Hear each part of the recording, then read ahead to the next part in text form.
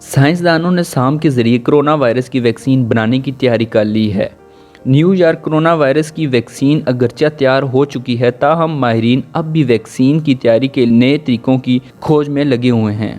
انہی کوششوں میں اب امریکی سائنسدانوں نے سام کے ذریعے ویکسین تیار کرنے کا ایک طریقہ دریافت کر لیا ہے۔ میل آن لائن کے مطابق سائنسدانوں نے امریکی ریاست کے جنگلات میں پائے جانے والے برمی اژدھا میں ایک ایسا کمپاؤنڈ دریافت کر لیا ہے جو کرونا وائرس کی ویکسین میں بھی پایا جاتا ہے۔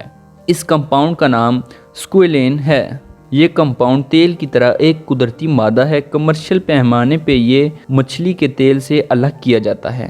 یہ بالخصوص شارک مچھلی کے جگر میں پایا جاتا ہے۔ تاہم شارک سے الگ کرنا ایک متنازع عمل ہے کیونکہ شارک مداحمت کے خطرے سے دوچار ہے، لہٰذا ماہرین کا کہنا ہے کہ یہ کمپاؤنڈ شارک کے بجائے امریکی ریاست میں پائے جانے والی اژدھوں کی اس برمی نسل سے حاصل کیا جا سکتا ہے۔ سائنسدانوں نے یہ بھی بتایا ہے کہ ایک 10 فٹ کے اژدھے میں یہ کمپاؤنڈ اس قدر ہوتا ہے کہ اس سے ویکسین کی 3500 خوراکیں تیار کی جا سکتی ہیں۔ واضح رہے کہ اس کمپاؤنڈ کا ویکسینز کی تیاری میں استعمال پہلی بار 1997 میں کیا گیا تھا جب اسے انفلوئنزا کی ویکسین میں ڈالا گیا تھا۔